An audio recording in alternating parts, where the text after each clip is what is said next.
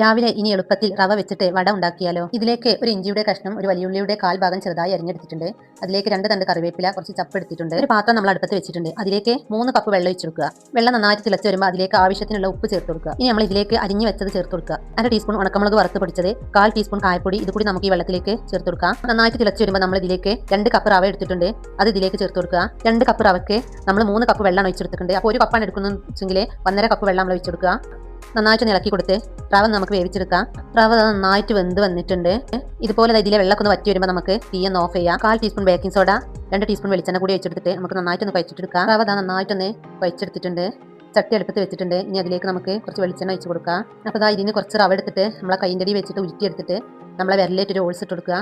അപ്പോൾ നമ്മളെല്ലാം ഇതുപോലെ തന്നെ ചെയ്തെടുത്തിട്ടുണ്ട്. ഇനി നമുക്ക് എണ്ണയിൽ മുക്കി പൊരിച്ചെടുക്കാം. നമുക്കിതൊന്ന് മറിച്ചിട്ട് കൊടുക്കാം. അപ്പോൾ ഇതുപോലത്തെ ഗോൾഡൻ നിറാകുമ്പോൾ നമുക്ക് ഇതിനൊന്ന് കോരി മാറ്റാം. അപ്പോൾ എല്ലാം ഇതുപോലെ ഒന്ന് നമുക്ക് ചുട്ടെടുക്കാം.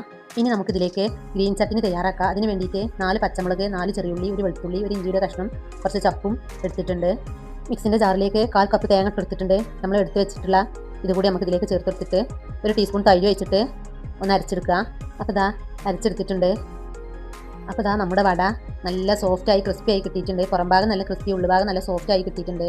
ചട്ടിയിലേക്ക് എണ്ണ വെച്ചിട്ട് 1 ടീസ്പൂൺ കടകും, കുറച്ച് കറിവേപ്പിലയും, 3 വറ്റൽമുളകും ഇട്ട് കൊടുക്കുക. എന്നിട്ട് അതിലേക്ക് നമ്മൾ അരച്ച് വെച്ച കൂട്ടിട്ട് കൊടുത്തിട്ട് കുറച്ച് വെള്ളം ഒഴിച്ചിട്ട് ആവശ്യത്തിനുള്ള ഉപ്പും ചേർത്തിട്ട് നന്നായിട്ടൊന്ന് തിളപ്പിച്ചെടുത്ത് തീയെന്ന് ഓഫ്. നമ്മുടെ റവ വെച്ചിട്ടുള്ള വടയും ഗ്രീൻ ചട്നിയും ഇവിടെ റെഡി ആയിട്ടുണ്ട്. എല്ലാവരും ഒന്ന് ട്രൈ ചെയ്യണേ.